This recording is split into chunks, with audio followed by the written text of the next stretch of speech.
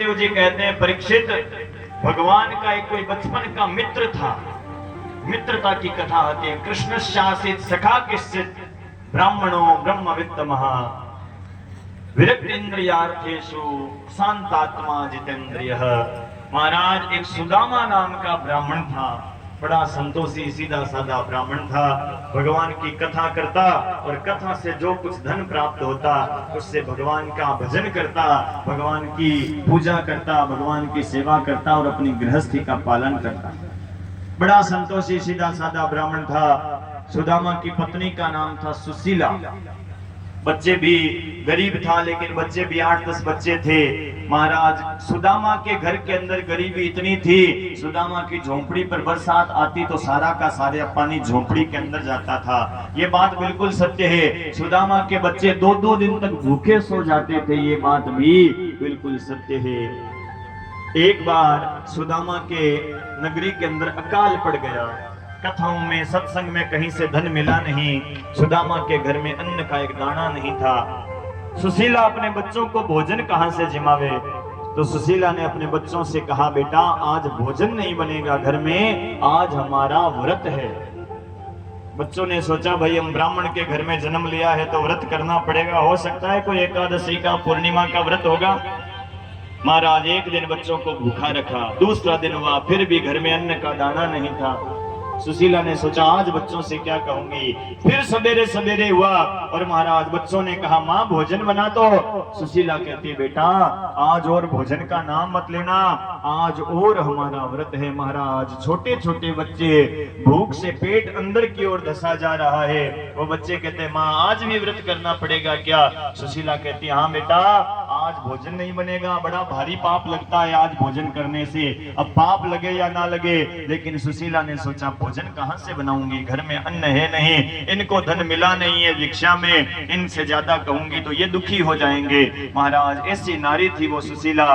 लेकिन 3 दिन हो गए, जैसे तैसे रात गुजरी, तीसरा दिन हुआ और महाराज जैसे ही बच्चों ने भोजन का नाम लिया है और सुशीला घबराते घबराते बोलती है, व्रत है बेटा। वो छोटे छोटे बच्चे हाथ जोड़कर कहते हैं, माँ ऐसा कौन सा व्रत हो गया माँ जो 3-3 दिन तक चलता है? अब हमसे और भूखा नहीं रहा जाता, माँ तू व्रत कर ले, पिताजी को व्रत करवा ले, पेट में चूहे भाग रहे, माँ 3 दिन हो गए हैं अन्न का एक दाना मुंह में नहीं डाला, माँ भोजन बना माँ, हमसे और भूखा नहीं रहा जाता। सुशीला अपने आंसुओं को छिपाने लगी और छिपाते छिपाते बच्चों से कहती, बेटा एक काम करो, तुम ना थोड़ी देर बाहर खेल करके आ जाओ, तुम आओगे ना तब तक मैं भोजन तैयार रखूंगी। थोड़ी देर बच्चे बाहर गए, लेकिन भूखों को कहाँ अच्छा लगता है खेलना। थोड़ी देर में वापस आए, वापस आकर कहते हैं, माँ सबके बच्चे भोजन करके आए हैं, सबकी रसोइयों से धुआं निकल रहा है, माँ तू चौके में क्यों नहीं जाती, माँ चूल्हा क्यों नहीं जलाती, माँ तू भोजन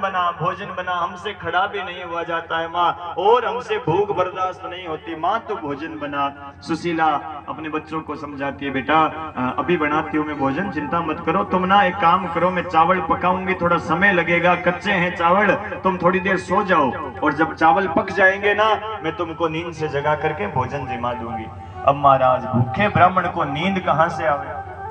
एक आध बच्चे की यदि आंख भी लग गई तो बच्चा नींद में ही बड़बड़ाने लगा, माँ भोजन बना, माँ भोजन बना, बड़ी जोर की भूख लगी है, माँ भोजन बना। जैसे तैसे सुशीला ने वो रात निकाली है। सवेरा हुआ, सुदामा जी महाराज संध्या वंदन करने के लिए पूजा करने बैठे। तभी महाराज सुशीला सुदामा जी के सामने आकर बैठती है और बैठकर घुटने टेक दिए। सुशीला ने हाथ जोड़कर कहते, पतिदेव मैंने सुना है कि बचपन का आपका एक मित्र है, द्वारिका का जो राजा भगवान कृष्ण है वो आपका बचपन का मित्र है, आप द्वारिका जाओ पतिदेव, आप द्वारिका जाओ। जैसे ही द्वारिका जाने का नाम सुना है, सुदामा जी महाराज ने झट खड़े हो गए और खड़े होकर के सुशीला के कंधों को पकड़ा और पकड़ करके सुशीला को अपने सामने खड़ा किया और खड़ा करके सुशीला की आंखों में आंखें डाल करके सुदामा जी ने देखा तो सुशीला की आंखों के द्वारा सुशीला के पेट के अंदर जो भूख थी वो भूख सुदामा जी को दिखाई दे गई। सुदामा जी रोने लगे और रोते रोते कहते हैं, सुशीला आज तू नहीं बोल रही है द्वारिका जाओ, द्वारिका जाओ, आज तेरे पेट के अंदर जो भूख है ना वो भूख तुझसे बुलवा रही है, द्वारिका जाओ, द्वारिका जाओ। हे गोविंद, हे दया निधान, मुझे गरीब किया तो इतना क्या गरीब किया, मुझे निर्धन किया तो इतना क्या निर्धन किया कि आपने मेरी पत्नी को भी कसौटी के ऊपर, गरीबी की कसौटी के ऊपर कस दिया।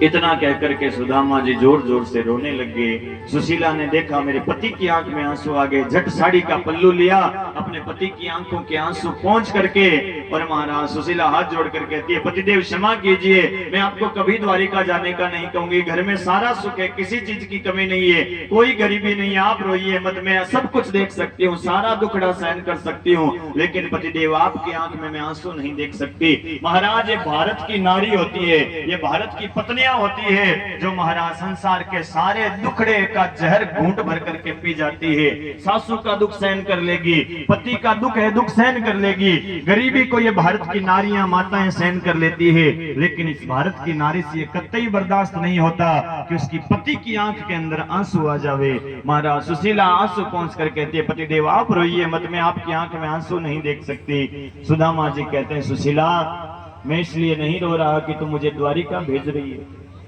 अरे मैं तो इसलिए रो रहा हूं कि कौन सा मुंह लेकर के मैं उस गोविंद के पास जाऊं, मैं अपराधी हूं भगवान का, मैंने पाप किया है, मैं भगवान को मुंह नहीं दिखा सकता। सुशीला पूछने लगी, पतिदेव ऐसा कौन सा आपसे अपराध हो गया जो भगवान को मुंह नहीं दिखा सकते। सुदामा जी महाराज अपने बचपन की कथा सुनाते हैं। सुशीला, मैं और भगवान कृष्ण संदीपन ऋषि के पास में गुरुकुल में पढ़ाई करते थे। मैं बचपन में पढ़ाई में थोड़ा कमजोर था, मुझसे पाठ याद नहीं होता था, तो गुरुजी कहते, सुदामा तुझे पाठ याद नहीं है तो जा तू जंगल में जा, जंगल से लकड़ियां लेकर के आ। अब मुझे जंगल में जाना पड़ता तो भगवान कृष्ण मेरी सहायता करने के लिए झूठ मूठ का पाठ भूलने का नाटक करते। भगवान सोचते बेचारा सुदामा दुबला पतला ब्राह्मण है, कैसे पेड़ पर चढ़ेगा, कैसे लकड़ियां उठाएगा, तो भगवान जानबूझ कर कहते, गुरुजी मुझे भी पाठ याद नहीं है। गुरुजी कहते, कन्हैया तुझे भी याद नहीं है तो तू भी जा, जंगल में जा, जंगल में जाकर भगवान के यज्ञ के लिए तू लकड़ियां लेकर के आ। हम दोनों जाते, भगवान खुद पेड़ पर चढ़ते, ऊपर से सूखी सूखी लकड़ियां गिराते, मैं इकट्ठा करता, गट्ठर बनाता, और भगवान कहते, ले सुदामा भैया थोड़ी ऊपर कर रहे, और भगवान माथे पर ऊंच करके वो आश्रम में लकड़ियां लेकर के आते। एक दिन की बात है सुशीला, मुझे और भगवान कृष्ण को जंगल में लकड़ियां लाने की सजा मिली।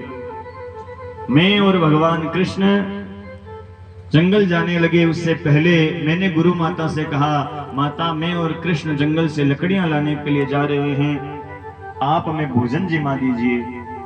सुशीला कहने लगी, सुदामा अभी तक बेटा भोजन बना नहीं है, थोड़ा समय लगेगा, एक काम करो, रात के भुने हुए चने पड़े हुए हैं, वो चने तुम ले जाओ। मैंने सुशीला गमछे की पोटली ली, गमछे की पोटली बना करके उसमें वो चने, 2 मुट्ठी चने थे वो बांध लिए, और चने लेकर के मैं और कृष्ण जंगल में लकड़ियां लेने के लिए गए। भगवान कृष्ण पेड़ पर चढ़ गए, ऊपर से लकड़ियां गिराने लगे, मैं नीचे इकट्ठा कर रहा था, तभी जोरदार आंधी आने लगी, बरसात आने लगी, ठंडी ठंडी हवा चलने लगी, और सर्दी के कारण मैं कांपने लगा। ब्राह्मण का बेटा हूं, ब्राह्मण को भूख थोड़ी जल्दी लग जाती है, ब्राह्मण से भूख बर्दाश्त भी नहीं होती, और मैंने क्या किया, वो गमछे की पोटली को खोला, और खोल करके वो चने जो थे वो खाने लगा। धीरे धीरे खा रहा था, वो जोर जोर से खावे तो कुटर कुटर की आवाज आ जावे। लेकिन महाराज चना एक ऐसा अनाज होता है जो जितना धीरे धीरे खाए उतनी ही कुटर कुटर की आवाज ज्यादा आती है।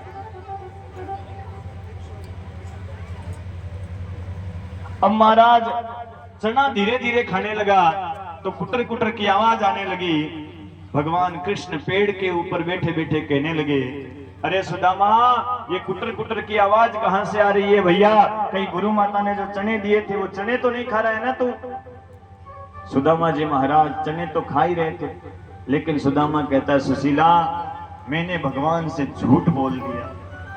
मैं कहने लगा, अरे कन्हैया चने कहां खा रहा हूं भैया, ये कुटर कुटर की आवाज तो सर्दी के कारण मेरे दांत बोल रहे हैं, मेरे दांतों से आ रही है, मैंने भगवान से झूठ बोल दिया। थोड़ी देर हुई, थोड़ी देर में बरसात रुकी, भगवान कृष्ण नीचे उतरे और नीचे उतरते ही कहने लगे, सुदामा भैया बड़ी जोर की भूख लगी है, ला वो चने ला, गुरु माता ने जो दिए थे दोनों भाई बैठ करके खाते। सुशीला चने मेरे पास कहाँ थे, वो तो मैं खा गया था और मैंने वो गमछे की पोट खोलकर बता दी। अरे कन्हैया अब कहाँ चने भैया, वो तो पता नहीं बरसात में कब वो गमछे की गांठ खुल गई, सारे चने पानी में बह गए, मैं तो खुद भूखा बैठा। मैंने दूसरी बार भगवान से झूठ बोल दिया, लेकिन सुशीला भगवान को समझते देर नहीं लगी। भगवान ने मन में सोचा, वारे सुदामा तूने मेरे हक का अन्न भी नहीं छोड़ा, मेरे हिस्से का अन्न भी खा लिया, जा रे दरिद्री कहीं का।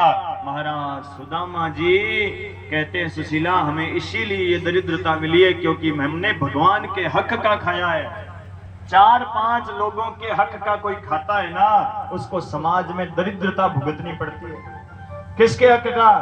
एक तो किसी ने भगवान के हक का खा लिया, मंदिर के हक का था, और किसी ने पचा लिया ना, पचा नहीं सकता महाराज, ब्याज के समेत निकालना पड़ेगा। एक महाराज किसी ने ब्राह्मण के हक का खा लिया तो महाराज उसको दरिद्रता भुगतनी पड़ती है। एक किसी ने गाय के हक का खा लिया तो उसको समाज में दरिद्रता भुगतनी पड़ती है। आप देखना, गायों की सेवा करने वाले हैं ना, उनके घर में कमी नहीं रहेगी, क्योंकि महाराज वो गाय के लिए कुछ ना कुछ अपने पास से लगाते रहते हैं, उनके घर में कभी कमी नहीं रह सकती है। कितना ही लुटा देना, लेकिन महाराज वो 4 गुना कहीं ना कहीं से वापस आ जाएगा। एक महाराज कोई बहन बेटी के हक का खा जावे तो महाराज उसको भी दरिद्रता भुगतनी पड़ती है। ये 4-5 जगह ऐसी होती है जिसका हक कोई खावे तो गरीबी भुगतनी पड़ती है। सुशीला मैंने भगवान के हक का अन्न खाया है, इसीलिए ये गरीबी हमें मिली है, मैं कैसे जाऊं भगवान के पास। सुशीला कहती है, पतिदेव चिंता मत कीजिए, भगवान तो हमारे पिता के समान है, और बेटा यदि गलती करता है ना तो पिता का कर्तव्य है बेटे की गलती को पिता क्षमा कर देता है, वो हमारे पिता समान है, हमारी गलती को क्षमा करेंगे, आप जाइए। सुदामा जी फिर कहते हैं, सुशीला फिर भी कैसे जाऊं? शास्त्रों में 4-5 जगह ऐसी बताई है जहां पर कभी खाली हाथ नहीं जाना चाहिए। कौन सी जगह खाली हाथ मत जाओ? एक तो भगवान के पास जाओ ना, मंदिर में जाओ, कथा सत्संग में जाओ तो खाली हाथ मत जाओ। मंदिर में जा रहे हो, आपके पास रुपया 2 रुपया है तो लेकर के जाओ, पैसा नहीं है कोई बात नहीं, प्रसाद लेकर के जाओ, प्रसाद नहीं है तो कोई बात नहीं, फल लेकर के जाओ, फल भी नहीं है कोई बात नहीं, पुष्प लेकर के जाओ, पुष्प भी नहीं है तो महाराज कम से कम समीपत्र खेजड़ी का लूंग या तुलसी का पत्ता ही लेकर के जाओ, लेकिन भगवान के पास खाली मत जाओ। एक अपने गुरु के पास जाओ तो खाली मत जाओ, कुछ ना कुछ चादर इत्यादि लेकर के जाओ। एक महाराज अपने मित्र के घर जाओ तो खाली मत जाओ, दूसरे गांव में मित्र रहता है, उसके बच्चों के लिए मिठाई, कपड़े, फल इत्यादि कुछ ना कुछ लेकर के जाओ। एक बहन बेटी के घर जाओ तो खाली मत जाओ, कोई सवासनी बाहर रहती है, कन्या रहती है, उसके घर खाली चले गए कोई बात नहीं, लेकिन आते समय उसके माथे पर सूखा हाथ फेर करके मत आओ, उसके हाथ में 5-25 कुछ ना कुछ जैसी आपकी शक्ति हुए कुछ देख करके आओ उस बहन बेटी के हाथ में। एक महाराज राजा के पास जाओ तो कभी खाली मत जाओ, राजा के लिए कुछ ना कुछ उपहार भेंट इत्यादि लेकर के जाओ। ये 5 जगह शास्त्रों में बताइए जहाँ खाली नहीं जाना चाहिए। और भगवान तो मेरा मित्र भी है, राजा भी है, उसके घर में खाली हाथ कैसे जाऊं? सुशीला कहते चिंता मत करो, मैं कुछ व्यवस्था करती हूँ। सुशीला 4 घरों में गई और 4 घरों से एक मुट्ठी चावल मांग करके लाई, एक फटा पुराना चील डालिया है वो, और धीरे से उसमें चावल डालकर धीरे से गांठ लगाई है, जोर से लगावे तो वो कपड़ा भी फट जावे। और वो 4 मुट्ठी चावल, सुशीला कैसी स्त्री है, उसके बच्चे 3 दिन से भूखे बैठे हैं, लेकिन वो 4 मुट्ठी चावल ला करके सुशीला उन चावलों को पका करके अपने बच्चों की 3 दिन की भूख नहीं मिटा रही है। सुशीला जानती है मेरे पति ने भगवान के हक का अन्न खाया है, और आज मैं अपने बच्चों के हक का अन्न निकाल करके भगवान के लिए वापस भेजूंगी, नहीं तब जाकर के हिसाब बराबर होगा। कैसी वो नारी है, अपने बच्चों के हक का अन्न भी निकाल करके भगवान के लिए भेज रही है। सुदामा जी महाराज धीरे धीरे धीरे धीरे धीरे चलने लगे। चलते चलते चलते पैरों में कांटे चुभ रहे हैं। कृष्ण कृष्ण कृष्ण कृष्ण नाम कथा को काया पर घटाना भाई। ये सुदामा कौन है? ये जीव ही सुदामा का नाम है। ये जंगल कौन है जिस जंगल में सुदामा चल रहा है? ये संसार ही ये जंगल है। ये कांटे क्या है? ये कष्ट ही कांटे हैं। जब जीव रूपी सुदामा संसार रूपी जंगल में चलेगा ना तो कष्ट रूपी कांटे जरूर लगेंगे, लेकिन सुदामा कृष्ण कृष्ण बोलते हुए कांटों को निकालता जाता है। और जो महाराज इन कष्टों से पार उतरना चाहता है वो भगवान का नाम लेता लेता संसार को पार करे तो महाराज वो कांटे रूपी कष्ट जो है वो महाराज भगवान की भक्ति में बदल जाए। चलते चलते चलते एक नदी आ गई। नदी के किनारे जाकर के सुदामा जी महाराज सो गए। अब महाराज नदी पार कौन कराए? भगवान ने गरुड़ जी को भेजा। गरुड़ जी आए, सुदामा जी को अपने कंधे पर बिठा करके सीधा द्वारिका नाम की नगरी के अंदर सुला दिया। अब महाराज सुदामा जी द्वारिका वासियों से पूछते हैं, अरे भैया ये कौन सी नगरी है? तो सब कहने लगे, पंडित जी ब्राह्मण देवता ये सुदामापुरी, ये कृष्ण की नगरी है, द्वारिका नगरी है, द्वारिका नगरी। अरे द्वारिका आ गया। बूढ़ा ब्राह्मण लकड़ी के सहारे, कमर झुकी हुई, टूटी फूटी सी महाराज लकड़ी है, फटी हुई सी धोती है, गले में माला पहन रखी है। सबसे पूछते हैं, द्वारिका वासियों से पूछते हैं, अरे भैया यहाँ कृष्ण का महल कहाँ है? कृष्ण का घर कहाँ है? कोई बता दो रे मुझे, कोई बता दो।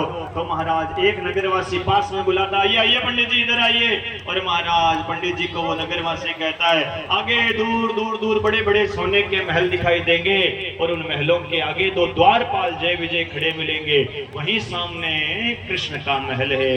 सुदामा कहता है, वाह रे कन्हैया तेरे तो ठाठ लगे हुए हैं, सोने के महल है। वाह भाई मेरा मित्र तो बड़ा मौज में है।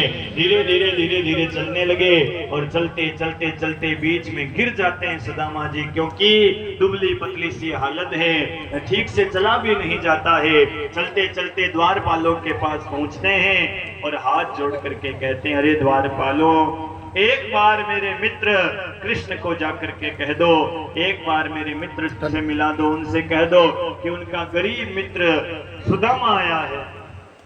द्वारपाल कहते हैं, कहां से आए हो? अरे भैया एक बार मेरे मित्र कृष्ण से जाकर के कह दो उनका मित्र सुदामा आया है। यदि मेरा मित्र भोजन भी करता होगा तो महाराज आकर के मेरे से गले लगेगा। और किस प्रकार सुदामा जी महाराज अपनी व्यथा सुनाते हैं और कैसे भगवान कृष्ण सुदामा जी महाराज के पास जाते हैं, आइए भाव के साथ। देखो देखो ये गरीबी का हाल, श्री कृष्ण के दर पे विश्वास लेके आया हूँ। मेरे बचपन का यार है मेरा श्याम, यही सोच के मैं आस करके आया हूँ।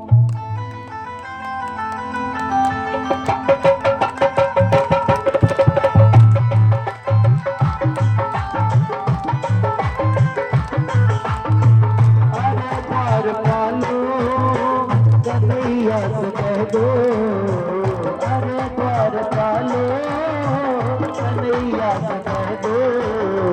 इधर तो सुदामा गरीब आ गया है, इधर तो सुदामा गरीब आ गया है। भटकते भटकते न जाने कहाँ से, भटकते भटकते न जाने कहाँ से, हमारे महल के करीब आ गया है, तुम्हारे महल के करीब आ गया है।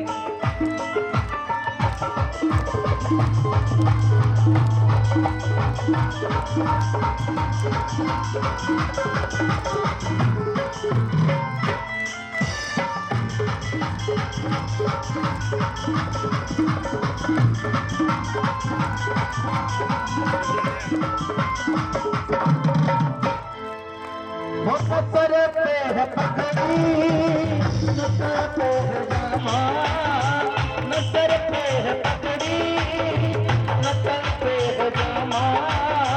बता दो कन्हैया बता दो कन्हैया को नाम है सुदामा। न सर पे पगड़ी जय हो। न सर पे है जामा। हरि बोल। बता दो कन्हैया को नाम है सुदामा हो। न सर पे है पगड़ी न सर पे है जामा। बता दो कन्हैया को नाम है सुदामा। बता दो कन्हैया को नाम है सुदामा। एक बार मोहन सजा गई दो। एक बार मोहन सजा गई दो। दिल में सजावट नसीब आ गया है। दिल में सजावट नसीब आ गया है। ओ भटकते भटकते न जाने कहाँ से। भटकते भटकते न जाने कहाँ से। तुम्हारे महल के करीब आ गया है। तुम्हारे महल के करीब आ गया है।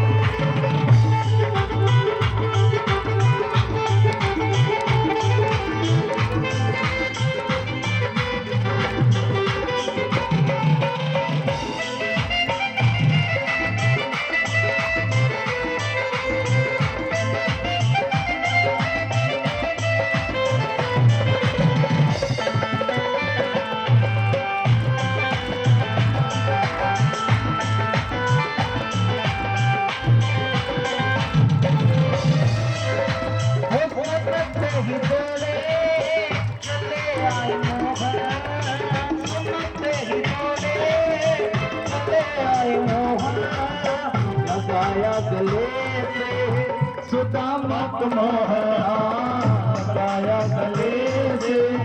सुदामा को मोहन सुनते ही दौड़े चले आए मोहन। गाया गले से सुदामा को मोहन सुनते ही दौड़े चले आए मोहन। लगाया गले से सुदामा को मोहन।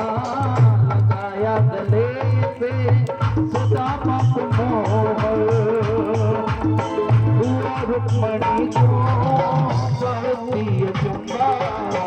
हुआ रुक्मणी को बहुत ही चुम्बा। मेहमान कैसा अजीब आ गया है।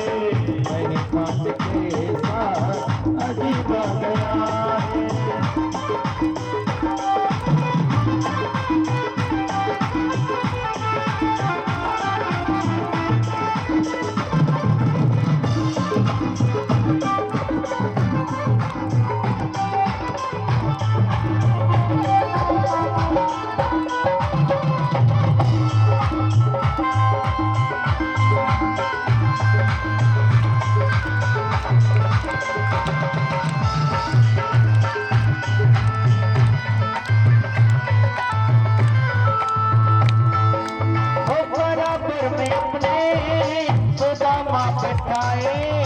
चरण आंसुओं से श्याम ने दुलाए।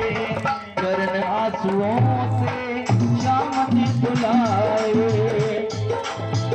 बराबर में अपने सुदामा बेटाए। चरण आंसुओं से श्याम ने दुलाए। घबराओ प्यारे जरा तुम सुदामा। घबराओ प्यारे जरा तुम सुदामा।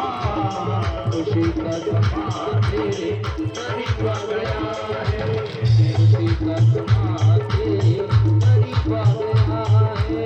दिल में सुदामा करीब आ गया है। खुशी का समा तेरे करीब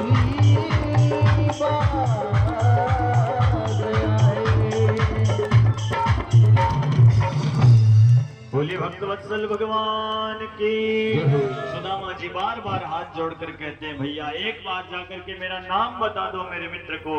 एक द्वारपाल कहता है आप यहाँ रुकिए, मैं जाकर के भगवान से आज्ञा लेकर के आता हूँ। एक द्वारपाल जाकर के भगवान के सामने निवेदन करता है, हाथ जोड़ करके प्रणाम करके कहता है प्रभु बाहर एक दुबला पतला सा ब्राह्मण खड़ा है और फटी पुरानी धोती पहन रखी है, सिर ढकने को कपड़ा नहीं है, लकड़ी के सहारे से चल रहा है और अपना नाम सुदामा बता रहा है। भगवान ने जैसे नाम सुदामा सुना है दौड़ पड़े भगवान वहां से और दौड़ करके भगवान गए हैं। दुपट्टा कहीं गिर गया है, भगवान की रानियां देखती रह गई आज ये क्या कर रहे हैं भगवान, किसके लिए भाग रहे हैं। सुदामा जी को भगवान ने उठाया और उठा करके हाथ पकड़ करके महाराज सुदामा जी का हाथ अपने कंधे पर रखा है। अरे सुदामा इतनी देर लगा दी तूने आते आते। और महाराज हाथ पकड़ करके सुदामा जी भगवान को देख रहे, अरे कन्हैया मेरा मित्र कन्हैया आ गया, रे मेरा मित्र कन्हैया आ गया। और महाराज सुदामा जी धीरे धीरे चलते चलते भगवान अपने सिंहासन की ओर लेकर आते हैं। सारी रानियां देखती रह गई, अरे ये कैसा मित्र है, देखो देखो देखो आज भगवान को क्या हो गया, कैसा मित्र है। भगवान के तो मित्र ऐसे ही होते हैं भाई, भगवान तो ब्राह्मणों के ही भक्त हैं। और भगवान ने अपने सिंहासन के ऊपर सुदामा जी महाराज को बिठाया है। दोनों रानियां पास में खड़ी हो गई और भगवान सुदामा जी को बिठा करके खुद नीचे बैठ गए। अपनी रानियों से कहते हैं रुक्मणी सत्यभामा पानी की परात लेकर के आओ, ब्राह्मण के चरण धोएंगे। रानियां गई, इतने में तो भगवान ने देखा सुदामा जी के पैरों में हजारों कांटे चुभे हुए थे। एक एक कांटे को भगवान निकालते हैं, उन कांटे के पीछे खून की धार निकल पड़ती है। उस खून को देख करके महाराज भगवान की आंखों में आंसू गिरने लगते हैं। देखी सुदामा की दीन दशा, करुणा करके करुणा निधि रोए, पानी परात को हाथ छुयो नहीं, नैनन के जल से पग धोए। सुदामा जी कहते हैं भैया इन कांटों को रहने दे, मत निकाल। आज वो कांटे भी धन्य हो गए हैं। वो कांटे सुदामा जी से कहते हैं सुदामा तेरे चरणों का कितना प्रताप है, हम तो तेरे चरणों के लगे थे लेकिन तेरे चरणों ने आज हमें भगवान के पास पहुंचा दिया। महाराज संत के चरणों का ऐसा प्रताप है, कोई संत के भगत के चरणों से लग जाता है तो भगत के चरण महाराज कांटे जैसे जीवों को भी भगवान तक लेकर के जाते हैं, भगवान तक पहुंचाने का कार्य करते हैं।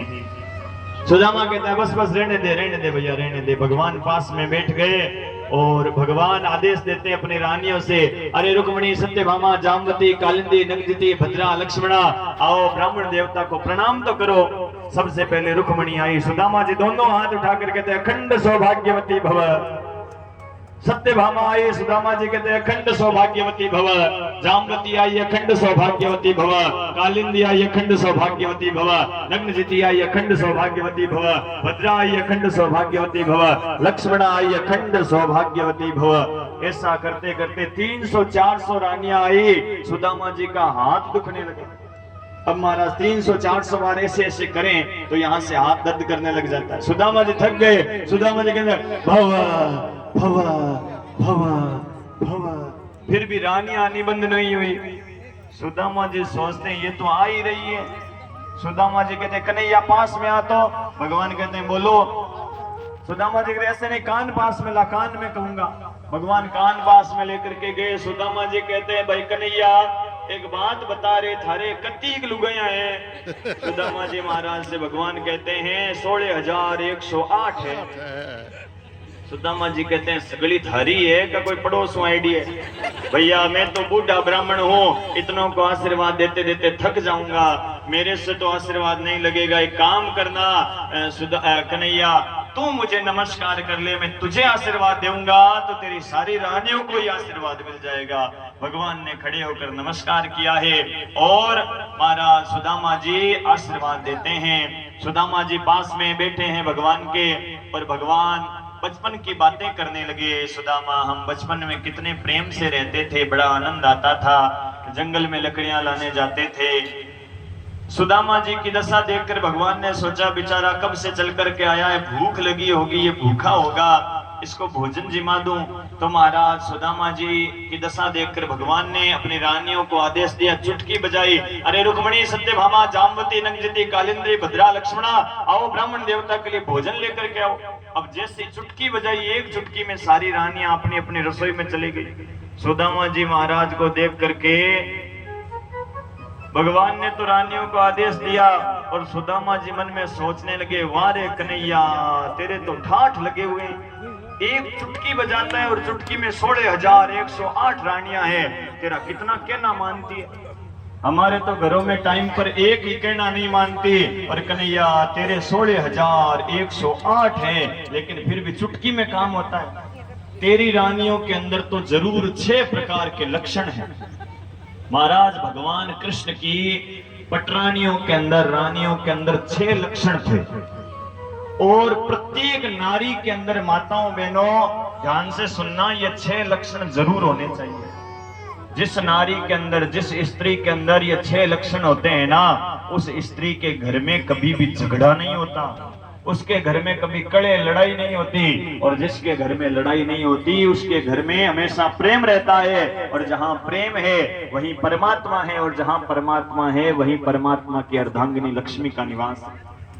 प्रत्येक नारी के अंदर ये 6 लक्षण होने चाहिए। ध्यान देना, आज भागवत का सार आ रहा है। इस प्रजापति परिवार के अंदर बैठ करके, भागवत की कथा में बैठ करके आप लोभी के रुपये के समान इन लक्षणों को अपने पल्ले में गांठ बांध करके, भागवत का प्रसाद समझ करके अपने अपने घर में लेकर के जाना। जिस नारी के अंदर ये 6 लक्षण होते हैं, महाराज उस स्त्री के घर के अंदर हमेशा ही प्रेम बना रहता है। कौन से 6 लक्षण है पता है क्या आपको? महाराज लोहा के अंदर, ये मेरी दूसरी कथा है, और मुझे पक्का विश्वास है कि ये 5-6 लक्षण लोहा नगरी की माताओं बहनों के अंदर पक्के ही होंगे। लेकिन एक आध यदि कम हुआ ना तो चिंता मत करना, आज भागवत का सार आ रहा है, ठाकुर जी के दरबार में बैठे हैं, आज विश्वास और श्रद्धा पक्की हुई तो महाराज ये 6 लक्षण ग्रहण हो ही जाएंगे। 6 लक्षण कौन से? कान का दरवाजा पेट की तरफ रखना, 4 बजे से पहले गेट की तरफ मत रखना, और महाराज जिस भी लक्षण को ग्रहण करो अपनी आत्मा के अंदर बिठाते रहना, और अपनी महाराज आत्मा में झांक कर देखना हमारे अंदर ये कौन से लक्षण हैं, कौन से नहीं है, और जो जो नहीं हुए ना उनकी पूर्ति करते जाना। कहते हैं, भोजनेषु माता, कर्णेषु मंत्री, कार्येषु दासी, शयनेषु रंभा, धर्मानुकूला, मधुर भाषणी, सा भार्या अति दुर्लभा। ये 6 लक्षणों वाली पत्नी बड़ी दुर्लभ है। हजारों जन्मों के किसी के भाग्य उदय होते हैं तब जाकर के ये 6 लक्षणों वाली पत्नी मिलती है। भगवान कृष्ण की रानियों के अंदर ये 6 लक्षण थे। ध्यान देना माताओं, कौन से 6 लक्षण है? पहला लक्षण शास्त्रों में बताया है, भागवत में लिखा है, भोजनेषु माता। पत्नी अपने पति को भोजन जिमावे ना, भोजन जिमाते समय पत्नी का स्वभाव, पत्नी का व्यवहार कैसा होना चाहिए? पहला लक्षण क्या है? भोजनेषु माता, भोजन कराते समय पत्नी का स्वभाव एक मां के समान होना चाहिए। मां जैसा भोजन कराती है ना बेटे को, वैसा भोजन आदमी 5 स्टार होटल में चला जाए ना वैसा स्वाद नहीं आ सकता। महाराज मां बेटे के पसंद की सब्जी बनाती है, बेटा स्कूल चला जावे मां इंतजार करती है, मारो छोरो आए गरम गरम रोटी बना जिमाओ। महाराज बच्चे के पसंद की वस्तु बनाती है, उसी मां के समान पास में बैठ करके पति की पसंद का भोजन जिमावे। कभी पति बाहर गया हुआ हो और महाराज जल्दी आ जावे, घर में और कोई सब्जी नहीं थी, आलू की बना ली, अब पति को आलू की सब्जी पसंद नहीं है तो पत्नी क्या कहे, अरे सुनो नहीं अबार थार वास्त्र पापड़ समक दो, थान आलू भावे को रहने दो, मैं अबार थार वास्त्र कड्डी गरम कर दूं। महाराज पति सोचेगा, देखो देखो मेरा कितना ध्यान रखती है, मां के समान हर चीज का ध्यान रखती है, क्या पसंद है क्या नहीं है। पहला लक्षण है भोजन कराते समय पत्नी का स्वभाव पत्नी जैसा नहीं मां जैसा होना चाहिए, ये पहला लक्षण है। दूसरा लक्षण क्या है माताओं? दूसरा लक्षण शास्त्रों में स्त्री के लिए बताया है, कर्णेश मंत्री। राजा का मंत्री होता है ना, मंत्री के कान में राजा कोई बात कहता है या कोई वस्तु लाकर देता है तो मंत्री का कर्तव्य क्या है? राजा की कही हुई बात को गुप्त रखता है, तीसरे आदमी को बताता नहीं है और दी हुई वस्तु को भी गुप्त रखता है, तीसरे को नहीं बताता। उस राजा के मंत्री के समान पत्नी का दूसरा लक्षण है कि पति कोई गुप्त बात कहे या पति कोई वस्तु ला करके देवे तो पति के अलावा तीसरे आदमी को पति की बात और पति की वस्तु बताओ मत, मंत्री के समान उसको गुप्त रखो। ऐसा नहीं होना चाहिए कि पति शाम को 5,000 रुपया ला करके देता है, आप संयुक्त परिवार में रहते हो, सवेरे सवेरे उठते ही आंगने में जाकर जोर से कह देवे जेठानी जी सुनो नहीं खाना देवर मन शाम 5,000 रुपया दिया, गड़बड़ हो जाएगी महाराज, संयुक्त परिवार में लड़ाई चालू हो जाएगी। पति की बात और पति की वस्तु को हमेशा गुप्त रखो, पति के अलावा तीसरे को बताओ मत। एक मंत्री के समान पति की बात को तीसरे आदमी के सामने कबो ही मत। ध्यान से सुनना माताओं, कितने लक्षण हो गए? 2 हो गए, 6 सुनना पूरे। तीसरा लक्षण बताया है कार्ये सुदासी। पति के घर का काम हुए ना उसको पराया मत समझो, पति के घर को ही पराया ना समझ करके, पति के माँ बाप को पराया ना समझ करके अपने माँ बाप के समान पति के हर छोटे मोटे काम का ध्यान रख करके एक दासी के समान उसकी सेवा करे। इसीलिए तीसरा लक्षण बताया कार्ये सुदासी। अरे पति को क्या चाहिए भाई?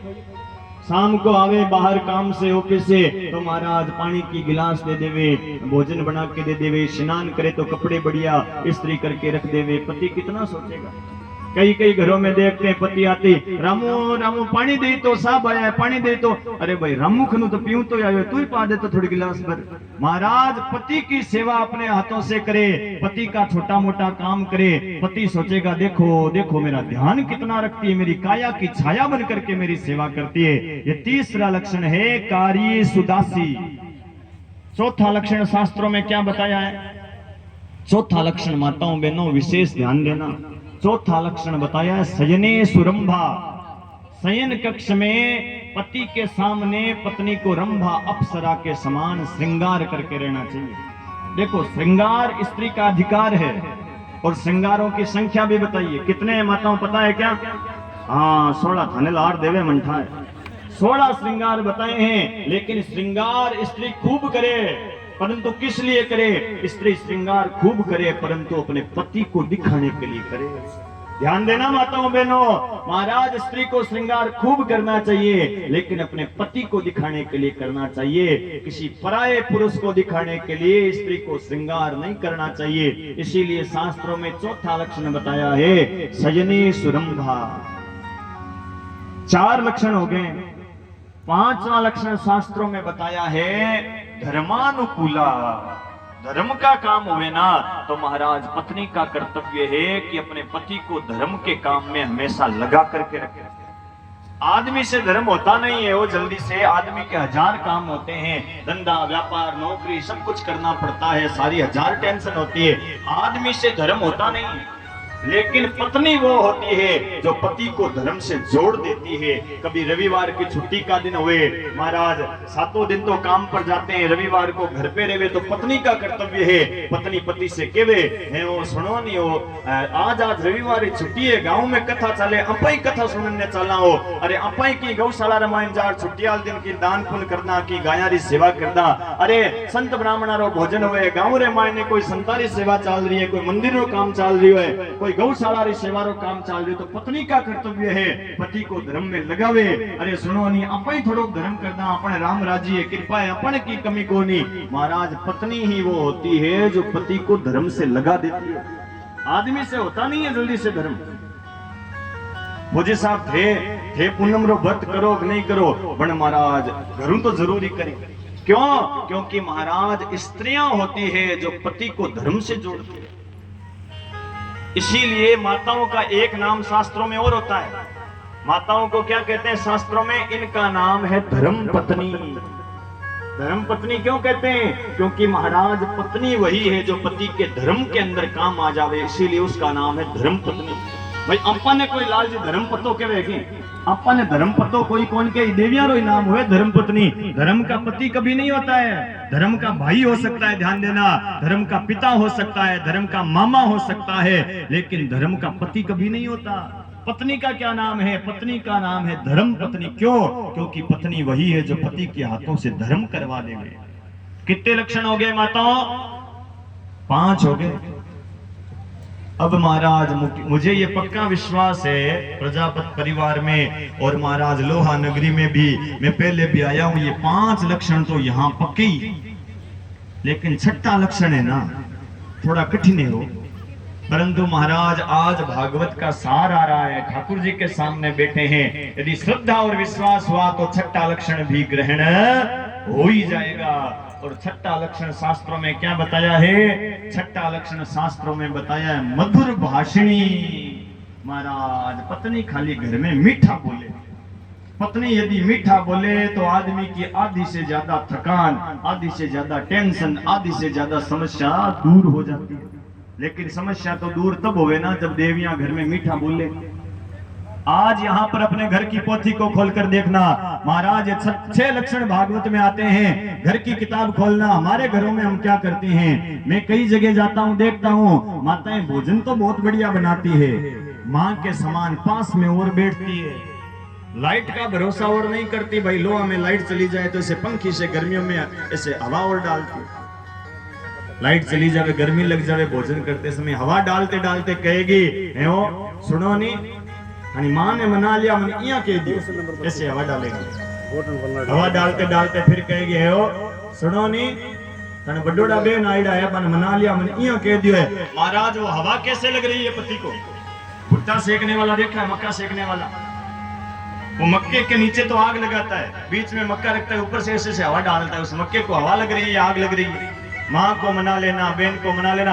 माताओं बहनों, भोजन करने के लिए पति बैठे, हंसने की बात नहीं है। जिस समय पति भोजन करने लिए बैठे उस समय थाली में केवल प्रेम परोसिए, परिवार की ये फालतू की बातें मत परोसिए, इसने ये बोल दिया, इसने ये बोल दिया। महाराज क्योंकि जिस समय व्यक्ति भोजन करता है ना, और जिस समय भोजन करते समय जैसा व्यवहार होता है वैसी ही उस व्यक्ति की बुद्धि बन जाती है।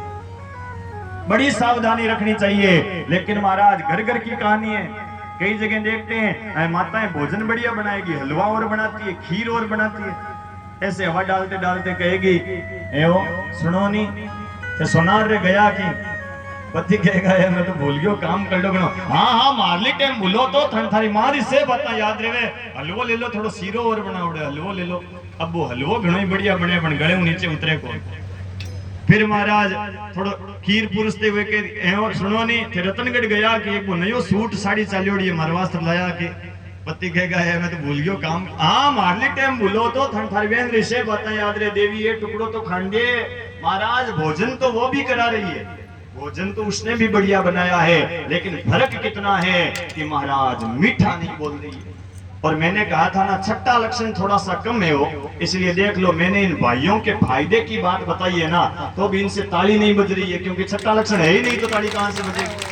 तो भाई जिस घर में प्रेम है ना उस घर के अंदर हमेशा लक्ष्मी का निवास होगा। सुदामा जी महाराज कहते हैं वारे कन्हैया तेरी रानियों के अंदर तो 6 प्रकार के लक्षण हैं। इधर उधर की बातें करने लगे, भोजन परोसा, सुदामा जी महाराज ने एक गिलास लिया, थाली से नीचे गिर गया। सुदामा कहता है भैया हमें 56 भोग की आदत नहीं है, 2-4 दिन और रुके।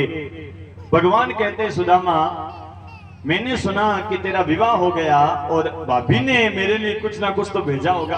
अब हमारा सुदामा वो पोटली को छिपाने लगा। सुदामा सोचता है, सुदामा कहता है भाई देखो देखो यहाँ तो बासमती चावल भी चिड़िया चुगती है। और सुदामा तू क्या लाया, ये रंग बिरंगे चिड़वे लेकर आया, ये रानियां क्या सोचेगी। सुदामा कहता है कन्हैया सवेरे जल्दी निकला था भैया, बाजार सारा बंद था, इस बार आऊंगा ना तेरे लिए माखन मिश्री लेकर के आऊंगा। भगवान कहते हैं ना ना सुदामा, भाभी ने कुछ ना कुछ तो मेरे लिए जरूर भेजा है। सुदामा जी महाराज कहते कन्हैया छोड़ना ये सारी बातें, हम तो बचपन की बातें करते हैं, हम गुरु माता के पास रहते थे, पढ़ाई करते थे, कितना आनंद आता था। भगवान कहते हैं कन्हैया सारी बातें, भगवान कहते सुदामा सारी बातें छोड़, पहले बता भाभी ने क्या भेजा। सुदामा जी सोचते हैं इस कन्हैया की पुरानी आदत है, जिस बात को पकड़ लेता है उसको छोड़ता नहीं। सुदामा जी कहते हैं कन्हैया जिद मत कर, ज्यादा जिद करेगा ना तो तेरी रानियों के सामने तेरी पोल खोल दूंगा। भगवान कहते हैं क्या पोल खोलेगा। सुदामा जी कहते हैं तेरी रानियों को बता दूंगा कि कन्हैया बचपन में ना नंगा ही घूमता फिरता था, गोपियों के घरों से माखन की चोरी कर करके खाता था, और तो और ये सबके घरों में जाकर के मटकियां फोड़ता था, थोड़े से माखन के लिए गोपियों के पीछे पीछे डोलता फिरता था। ये सारा राज खोल दूंगा। भगवान कहते हैं जितनी मर्जी बता दे, ये मेरी चोरी की कहानियां सुन सुनकर तो इतनों ने मेरे साथ 16,108 ने विवाह किया है। तो ये बता भाभी ने क्या भेजा? सुदामा जी महाराज कहते हैं भाई कन्हैया की पुरानी आदत है, बात को छोड़ेगा तो नहीं। अब सुदामा जी उस चावलों की पोटली को छिपाने लगे। भगवान कहते हैं सुदामा क्या छिपा रहा है बता दो। और महाराज भगवान ने हाथ बढ़ाया और हाथ बढ़ाकर वो पोटली को छीन लिया। और छीन करके भगवान ने जैसे ही पोटली को खोला है, पोटली को खोल करके भगवान देखने लगे, उसमें रंग बिरंगे चावल थे। उन चावलों को देख करके भगवान को समझते देर नहीं लगी, क्योंकि महाराज भगवान समझ गए कि खुद के घर का एक मुट्ठी भी साबुत चावल नहीं है। भगवान ने एक मुट्ठी चावलों की भरी और भर करके सोचा इस एक मुट्ठी के बदले इस गरीब ब्राह्मण को क्या देऊं। फिर सोचने लगे कि स्वर्ग का जितना भी सुख होता है, वैभव होता है, वो मैं इस गरीब ब्राह्मण को दान में दे देता हूं। और एक मुट्ठी चावल खा गया। दूसरी मुट्ठी चावलों की भरी, सोचा दूसरी मुट्ठी में क्या दूं। फिर सोचा स्वर्ग का और पृथ्वी का जितना भी वैभव है, ये धरती का सारा ही सुख इस गरीब ब्राह्मण को दूसरी मुट्ठी के बदले दान में दे देता हूं। 2 मुट्ठी खा गए। तीसरी मुट्ठी भरी और सोचा तीसरी मुट्ठी में क्या दूं। भगवान सोचने लगे ये रुक्मणी किस दिन काम आएगी, इस रुक्मणी को ब्राह्मण की दासी बना देता हूं। तीसरी मुट्ठी खाने लगे। इतने में रुक्मणी ने झट से हाथ पकड़ लिया और आंखों ही आंखों में डाल करके कहती है भगवान आज तो इस ब्राह्मण पर बड़ी दया कर रहे हो, भूल गए क्या वो भी एक ब्राह्मण था जो आपकी छाती के ऊपर लात की मार करके गया था, वो भृगु ऋषि को भूल गए। भगवान वापस कहते हैं रुक्मणी तुम भी भूल गई क्या, वो भी एक ब्राह्मण था जो तेरी पत्रिका लेकर के मेरे पास आया था, तब तो तेरा और मेरा ब्याह हुआ था। यदि वो ब्राह्मण तेरी सहायता नहीं करता ना तो तुम भी शिशुपाल के घर बर्तन मांजती बैठी रहती। अरे ब्राह्मण की कृपा से तो तू मेरे पास आई है। ऊपर से रुक्मणी कहती है भगवान ज्यादा कच्चे चावल खाओगे तो पेट दुखने लग जाएगा, छोड़ दीजिए। और महाराज भगवान ने सुदामा जी कहते हैं हाँ कन्हैया भैया रख दे, इस बार आऊंगा ना माखन मिश्री लाऊंगा। सुदामा जी महाराज को देख करके भगवान कहते हैं अरे सुदामा तूने आने में बड़ी देर लगाई, बता मेरे यार सुदामा तूने आने में इतनी देर क्यों लगा दी, थोड़ा पहले आ जाता तो तेरा क्या घट जाता सुदामा, तूने आने में बड़ी देर लगा दी। और किस प्रकार भगवान सुदामा जी से कहते हैं सुदामा तूने आने में इतनी देरी क्यों लगा दी रे भैया।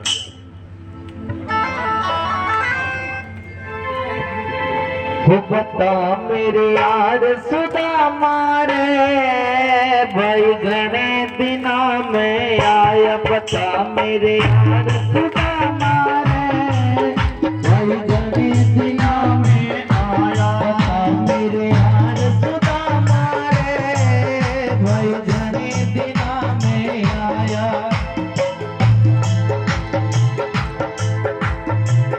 ओ बालक तारे जब रोज खेल के जाया करदा, बालक तारे जब आया करदा, रोज खेल के जाया करदा।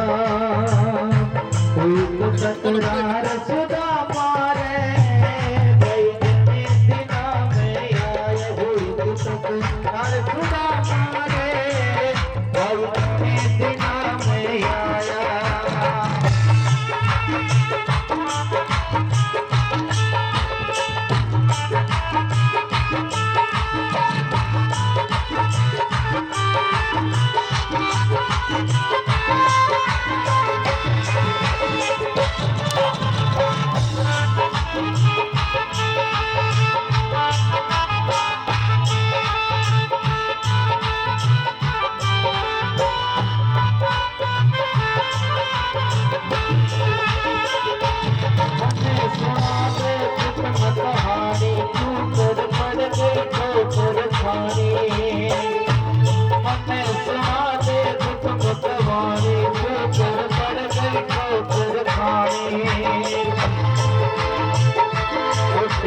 मार सुदामा रे भाई घने दिना में आया, की मार सुदामा रे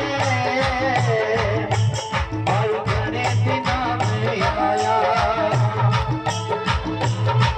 सब बच्चों का हाल सुना दे, इस रानी की बात बता दे, सब की बात बता दे। तुझे हार सुदामा रे भाई घने दिना में आया। तुझे हार सुदामा रे भाई घने दिना में आया। बता मेरे यार सुदामा रे भाई घने दिना में आया।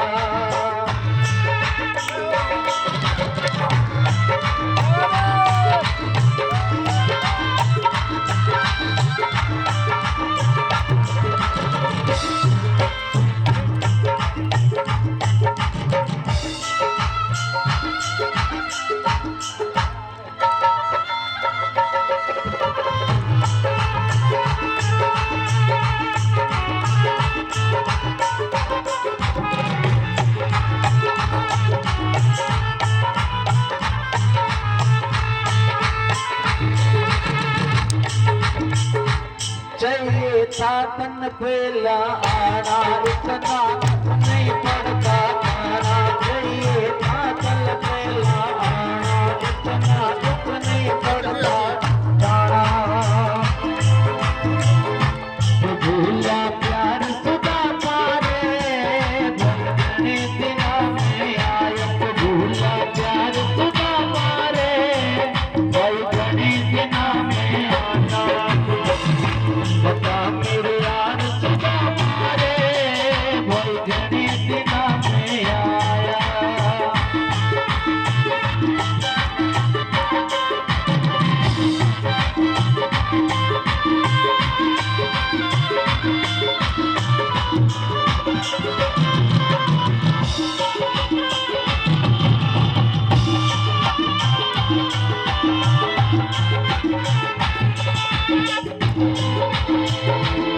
बगी आजा ठीक भगत पे आजा के तज मेरे भगत पे।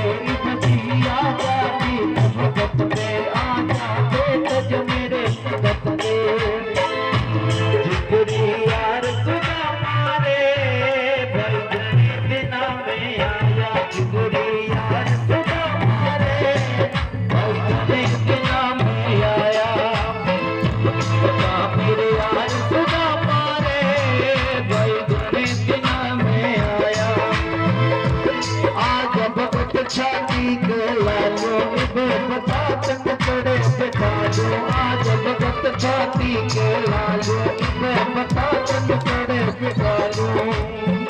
करू सहकार सुदामा रे घने दिना में आया। करू सहकार सुदामा रे भाई घने दिना में आया। बता मेरे यार सुदामा रे भाई घने दिना में आया। बोली भागवत महापुराण की। सुदामा जी महाराज को वहां रहते हुए 2-4 दिन हुए। अब सुदामा इंतजार कर रही है और अब जाना पड़ेगा। तो सुदामा जी महाराज कहने लगे कि कन्हैया भैया अब तो बहुत दिन हो गए, अब तो घर जाना पड़ेगा। भगवान कहते हैं हाँ हाँ घर तो जाएगा ही, लेकिन ऐसे थोड़ी जाएगा। तू ब्राह्मण है, तूने मेरे घर का अन्न खाया है, मैं भेजूंगा तो तिलक निकाल करके भेजूंगा। अब महाराज तिलक का नाम आया ना, सुदामा बड़ा राजी हुआ। सुदामा सोचते हाँ अब इसने काम की बात बोली है, तिलक निकालेगा तो महाराज कुछ ना कुछ तो देना पड़ेगा। 3 लोगों के तिलक सूखा नहीं निकलता है। किस किस के महाराज? एक तो संत ब्राह्मण के तिलक निकाले तो कुछ ना कुछ दक्षिणा देनी पड़ती है। एक दूसरा महाराज बेन बेटी समासनी के तिलक निकाले तो कुछ ना कुछ देना पड़ता है। और तीसरा महाराज जवाई जी के तिलक निकाले ना तो जवाई को भी जवारी देनी पड़ती है। 3 लोगों के तिलक सूखा नहीं निकलता है। सुदामा ने सोचा हाँ अब तिलक निकालेगा कुछ ना कुछ देगा और वो दक्षिणा ले जाकर मैं मेरी ब्राह्मणी को दे दूंगा। मेरी ब्राह्मणी तो बड़ी भोली है, राजी हो जाएगी। अब महाराज भगवान कृष्ण जैसे तिलक निकालने लगे सुदामा जी के, सुदामा के माथे पर नाम लिखा हुआ था शय लक्ष्मी। शय लक्ष्मी का अर्थ क्या होता है? शय का अर्थ होता है लक्ष्मी का नाश। और भगवान ने जोर से रगड़ करके उस शय के आगे अंगूठे से ए लिख दिया। शय के आगे ए लिखने से नाम क्या बन जाता है? अक्षय लक्ष्मी। मैं सुदामे को अक्षय लक्ष्मी का भंडार देता हूँ। देने वाले ने इतना दिया, लेने वाले को पता ही नहीं चला कि देने वाले ने दिया क्या है। महाराज दान इसका नाम है। इस हाथ से देवे तो दूसरे हाथ को पता ही नहीं चले कि देने वाले ने क्या दिया। महाराज दान दो, गुप्त दान करो, उसमें नाम लिखो, तो कोई बड़ा काम हुए तो उसमें अपना नाम जरूर लिखो, क्योंकि महाराज नाम लिखाने से आने वाली संतानों को प्रेरणा मिलती है। लेकिन हम क्या करते हैं, दान करेंगे 500 रुपए का पंखा, पुजारी जी से कहेंगे पुजारी जी निज मंदिर में लगाना, भगवान को हवा खिलानी है। हल्का वाला पंखा आएगा 500 रुपए का, वो दान देंगे। और महाराज 3 पंखे की ताड़ियां, तीनों पर महाराज 3 पीढ़ियों का नाम लिखाएंगे। स्वर्गीय दादाजी, स्वर्गीय परदादा जी और स्वर्गीय लड़दादा जी, तीनों पीढ़ियों का नाम लिखाया, निज मंदिर में पंखा लगाया। और महाराज पुजारी जी को कहा, पुजारी आया और जैसे ही बटन दबाया, बटन दबाते महाराज तीनों पीढ़ियां चक्री चढ़ गई। महाराज दादा परदादा लड़दादा तीनों घूम रहे हैं भाई। अरे भाई दादा परदादा तो 84 के चक्कर से निकल करके गए थे, पंखों के ऊपर भगवान का और महाराज देवी देवताओं का, माता पिता का नाम मत लिखवाओ।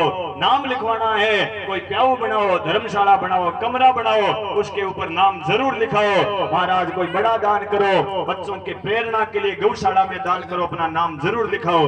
लेकिन महाराज पंखों के अंदर अपने बाप दादाओं को मत लटकाओ। सुदामा जी महाराज को भगवान ने इतना दिया कि लेने वाले को पता ही नहीं चला कि देने वाले ने दिया क्या है। सुदामा जी महाराज सोचने लगे, भाई घर जाऊंगा, और घर जाते ही सुशीला पूछेगी, ब्राह्मणी पूछेगी, द्वारिका गए थे, द्वारिका से क्या लेकर के आए, क्या जवाब दूंगा। और काल महाराज मैं ही मार ले, घर जमानी जन मार ले, ब्राह्मणी माने पूछी कि लोहा गया कहीं ले रहा है।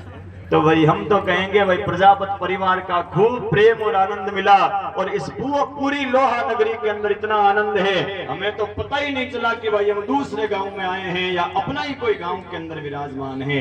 तो खूब खूब धन्यवाद देता हूं इस पूरा लोहा नगरी को और महाराज प्रजापत परिवार को। 7 दिन कैसे निकले कथा के अंदर, अरे भाई पता ही नहीं चला पहला दिन कब गया और 7वां दिन कब आ गया।